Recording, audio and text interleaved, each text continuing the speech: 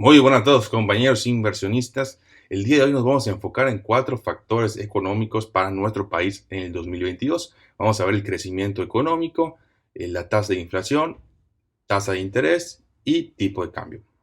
Lo primero que quiero tocar, pues obviamente es el crecimiento económico, porque en general es lo más importante.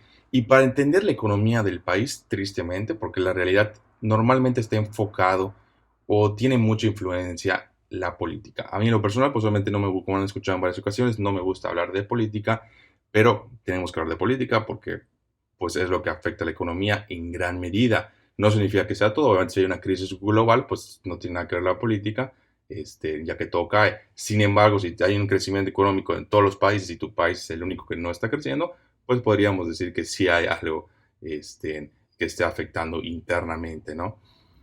Y lo primero que queremos ver es cómo le ha ido a nuestro presidente, que si bien saben entra a finales de 2018, vamos a poner que básicamente entró en enero de 2019, y a partir de ahí ir viendo cómo ha ido el crecimiento económico trimestre a trimestre. Y es que ha sido sumamente lamentable, porque si podemos observar el primer trimestre, pues sí tuvo un crecimiento del 1.3%, que para ser una economía de tercer mundo y tomando en cuenta que otros países más desarrollados han estado creciendo su economía a tasas más altas, pues la verdad es sumamente lamentable un crecimiento del 1.3%, ¿no? Pero las cosas se ponen peor, ya que seguimos el año y segundo trimestre, crecimiento negativo de menos 1.1%. Luego, siguiente trimestre, otra vez otro crecimiento negativo. Siguiente, crecimiento negativo. Y empezamos aquí, 2020, con otro crecimiento negativo. Es decir, este 1.3% que habíamos crecido, pues lo decrecemos básicamente en el siguiente año. Además de eso, luego, ¡pum!, viene la pandemia y wow, ¿no? El peor decrecimiento que hemos visto en la historia de México hace quién sabe cuánto tiempo. Creo que desde que yo nací no había visto tanto crecimiento y no estoy exagerando. Menos 18.7%, brutal, ¿no? Claro, ahora aquí es donde entra un poco lo que yo les dije. Esto no podemos culpar totalmente a la política interna, ya que pues sabemos que hubo una pandemia global y en general todas las economías decrecieron. Ahora, lo que sí es un poco preocupante es que no todas decrecieron tanto, pero bueno, vamos a suponer que eso fue aparte, ¿no? Porque ahora te quiero que veamos otro punto. Menos 8.5%, menos 4.4% sigue la pandemia, iniciamos 2021 con menos 3.8%. Sin embargo, en el segundo trimestre por fin vemos un crecimiento. Y aquí es donde digo que en general, bueno, en general todos los políticos hacen lo que se llama el cherry pick, ¿no? Que básicamente agarran la información que más le conviene sin contexto y mal utilizada y la dan como una buena noticia, porque un crecimiento del 15.9% pues parece una magnífica, ¿cuánto es? No, 19.9% parece una magnífica noticia, pero no lo es cuando el año pasado decreciste un 18.7%. Básicamente estarías recuperando lo que decreciste, pero ahorita vamos a ver que ni siquiera es así. Y es donde yo les comento, y les he comentado en varios videos, que a diferencia de otros países, como Estados Unidos, como Canadá, como realmente cualquier país de Europa y muchos inclusive de Sudamérica, específicamente podemos hablar de Brasil, que han visto esos trimestres un crecimiento inclusive mayor al decrecimiento de la pandemia, es decir, no solo han recuperado lo que se perdió en la pandemia, sino que han crecido un poco más, han recuperado el ritmo al que estaban creciendo normalmente. Esto no es el caso en nuestro país. Y si vemos el tercer trimestre, todavía peor, ¿no? Porque estamos hablando de que se decreció un menos 8.5% y apenas se creció, se recuperó un 4.5%. De hecho, si ven en videos anteriores, les comento que la recuperación económica en México, por las políticas que se han tomado, que no han apoyado a la economía en general, pues obviamente va a ser sumamente lenta y dolorosa. A lo mejor estoy exagerado con lo lenta, pero dolorosa sí va a ser, porque bueno, de cuánto tiempo llevamos en decrecimiento y esto realmente no se puede ver como una buena noticia para nada, ¿no? Y una de las cosas que más critiqué yo es que, a diferencia de otros países, aquí el gobierno actual básicamente no dio ningún apoyo significativo ni ningún, sí, por ejemplo, apoyo fiscal, ni siquiera apoyo fiscal significativo a las pymes, ¿no? Que obviamente sabemos que las pymes son el motor de la economía de nuestro país. Pero bueno, ese es otro tema. Creo que ya todos sabemos cómo estamos en nuestro país actualmente y por las cosas no están en el mejor de los escenarios. Y luego reflejan los números, ¿no? Al fin y al cabo, los números no mienten. Pero llegando a este tema, lo que quería demostrar es por qué crecer un 19.9% cuando te creciste un 18.7% son malas noticias. Y aquí vamos a ver una tablita que es muy importante. En general, hasta para las inversiones sirve. De hecho, sirve más para las inversiones que para la economía, honestamente. Pero bueno, aquí tenemos el porcentaje de pérdida y cuánto nos costaría o cuánto tenemos que crecer después de esa pérdida para recuperarla. ¿Ok? ¿A qué me refiero? Si tu portafolio, vamos a hablar en inversiones para que esté más claro, pierdes un 10%, tú para recuperar el monto que tenías originalmente tienes que crecer un 11.1%. Que dices, bueno, no es tanto. Sin embargo, los números son exponenciales, es decir, mientras más pierdas, peor es la recuperación. Si vemos el 20% que más o menos es lo que decreció la economía en México, pues realmente lo que necesitan para recuperar es un 25%, no un 19, no un 19.9, ¿no? Les faltó allá, por eso les digo que ni siquiera estamos a niveles prepandémicos, lo cual es sumamente consternante. Y la cosa se pone peor, ¿no? Obviamente ya si perdiste un 50%, pues tienes que conseguir una ganancia del 100%. Entonces los números, como ven, se ponen cada vez peor. 60%, 50, 70, 30, 80, 400%, 90%, 900% y 100%, pues la fórmula no da ningún resultado porque pues básicamente es quiebra, ¿no? Perdiste todo tu capital. Haciendo una nota completamente distinta que estamos hablando ahorita de economía en México, esto es muy importante que se lo metan en la cabeza para las inversiones. Por eso Warren Buffett siempre dice que la primera regla de las inversiones es nunca pierdas dinero. Obviamente es más fácil decirlo que hacerlo, pero a esto se refiere, ¿no? A este tipo de matemática. Ya que si tú pierdes el 50%, tienes que, para recuperar solo a donde estás, tienes que tener una ganancia del 100%, lo cual es sumamente complicado. Y ahí también dice el dicho de que tú preocúpate por el downside, o sea, protege tú, o sea, cuando inviertes, protege tú lo que puedes perder y el upside, es decir, lo que puedes ganar, o sea, solito se va a hacer cargo. ¿Ya sabes? O sea, no te preocupes por el upside, sino enfócate en minimizar el riesgo de pérdida. Entonces, esto es sumamente importante, creo que también para las inversiones más que nada, pero también para la economía de México, porque vemos que este 18.7% no se recupera con un 19.9%, se debe recuperar con un 23, 24%, lo cual no pasó. Y este 8.5% claramente no se recupera con un 4.5%. Entonces, básicamente la cosa no está muy fácil. El cuarto trimestre, pues todavía no han dicho, no hay ni siquiera pronósticos de cuánto va a crecer, pero el anterior trimestre, o sea, comparándolo año con año, decrecimos menos 4.4, entonces tenemos que necesitar básicamente un 5% solo para llegar a los niveles prepandémicos de ese trimestre, lo cual la verdad lo veo sumamente complicado. Ojalá que las cosas sean distintas, ¿no? ¿Y qué puedo esperar en el 2022? Pues yo creo que vamos a seguir con la misma tónica. Obviamente ya vamos a haber recuperado la mayoría del decrecimiento que se había perdido, entonces podemos esperar números, de hecho es prácticamente imposible que haya decrecimiento, sería sumamente, o sea, año con año, ¿no? Obviamente todo comparándolo año con año. Yo creo que vamos a hacer crecimientos del 2 al 3%, ya regresando a nuestra nueva realidad, por así decirlo, si no es que volvemos a este porcentaje, ¿no? Del 1%, 2% o inclusive prácticamente cero. Obviamente eso es considerando que no haya otra cosa rara, ¿no? Que, es decir, que el bicho no vuelva a mutar y haya otra pandemia y otro cierre, o sea, básicamente proyectamos que las cosas van a seguir mejorando de aquí en adelante, que ojalá así sea, independientemente de la economía, pues por la salud en general de todos, ¿no? Ahora vamos a hablar un poco de la inflación, que la inflación está un tema muy caliente realmente en todos lados, ¿no?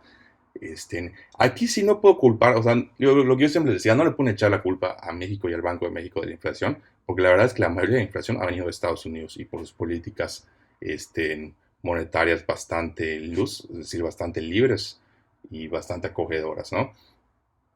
Básicamente eso provoca inflación en Estados Unidos y obviamente se traslada a México igual, porque pues todos los commodities, etcétera, están priceados en dólares. En general, cuando hay inflación en Estados Unidos, casi es seguro que si, obviamente, si el tipo de cambio se mantiene igual, pues va a haber inflación en todo el mundo, ¿no? Y México no ha sido la excepción. Si han visto, hemos tenido meses de inflación del 6%, luego fue bajando y luego volvió a subir y estamos en el 6.24% y la cosa todavía va para peor, ¿no? Porque se pronostica que este año se cierre, lo que está diciendo México, con un 7% de inflación, lo cual es una brutalidad. Obviamente la lógica nos diría que, como recuerden, todos son comparativos año con año.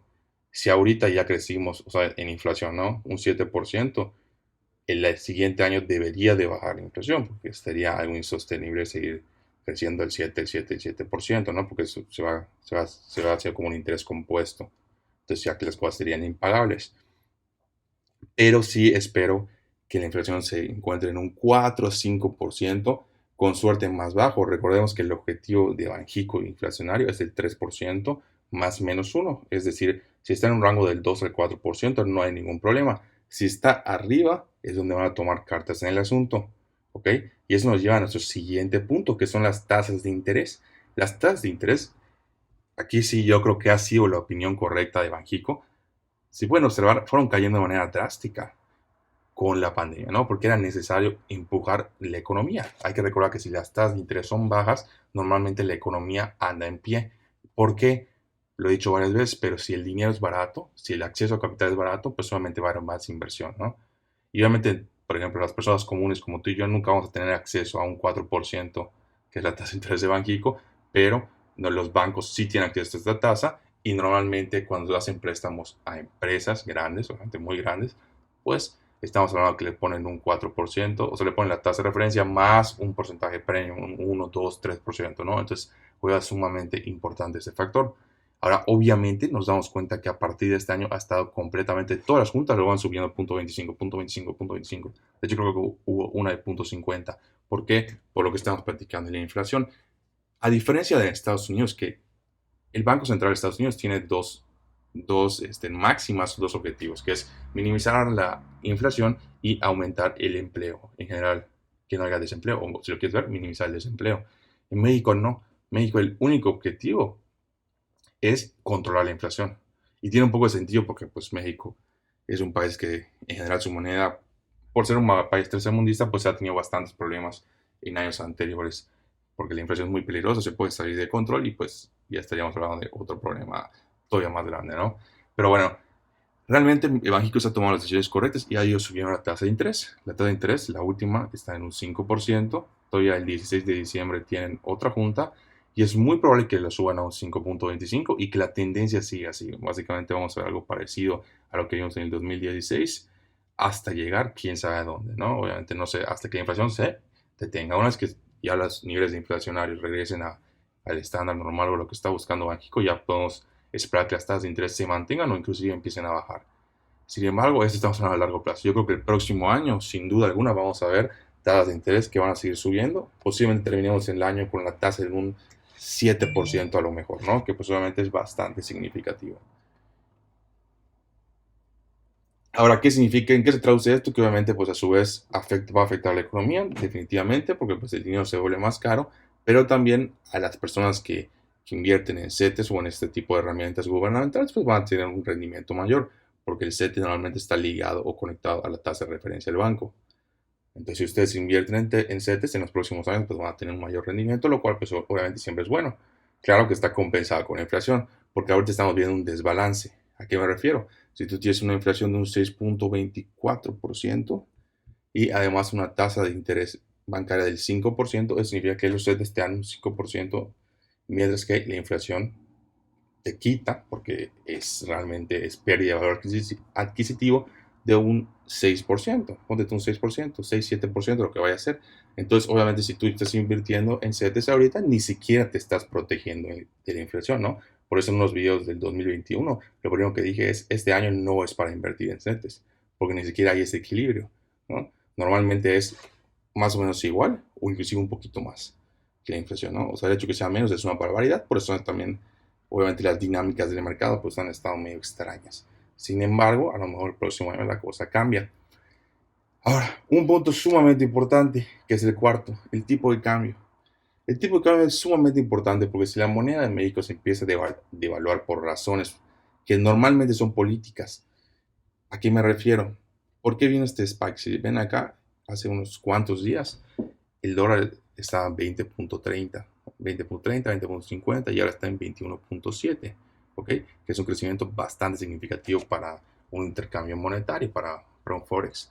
Pero lo que realmente me preocupa a mí, digo, no realmente preocupa, pero realmente por lo que subió, por los que los mercados le preocupó en su momento, fue porque, si bien recuerdan ustedes, hace unos meses, habían propuesto el mismo presidente a Arturo Herrera, que era el de Hacienda, como el próximo gobernador del Banco de México, ¿ok? O presidente del Banco de México. Sin embargo, hace unos meses, hace poco, o sea, cuando empieza esto, realmente por ahí de principios de noviembre, desaparece la nominación y nadie sabe quién va a nominar, ¿no? Entonces hay un periodo de incertidumbre donde nadie sabe, para empezar, uno, por qué quitaron a Arturo Herrera cuando era claramente una persona sumamente preparada, y dos, quién va a ser, incertidumbre, ¿no?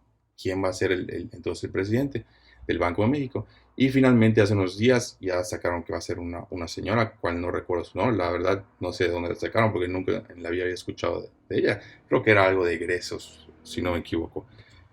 Si está preparado o no, pues bueno, eso no lo sabemos. Esperemos que la política monetaria siga de la igual manera y realmente no afecte. Pero a lo que me refiero es que ese tipo de riesgos que los mercados internacionales ven en México, más que nada políticos, pues obviamente son los que afectan el tipo de cambio, ¿no?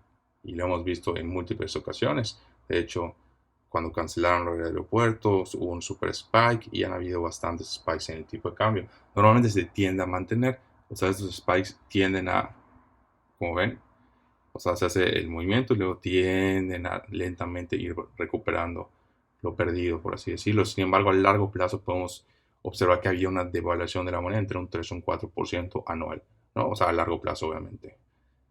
Pero bueno, ese es un tema muy importante, que cómo lo puede proteger el Banco de México, que lo protege, es subiendo las tasas de interés, porque obviamente si las tasas de interés suben, pues a los inversionistas extranjeros se les hace como una inversión más interesante y pues pueden meter dinero al país, lo cual siempre es bueno, ¿no? En general, el capital extranjero cuando entra a un país siempre es bueno, nunca puede ser malo.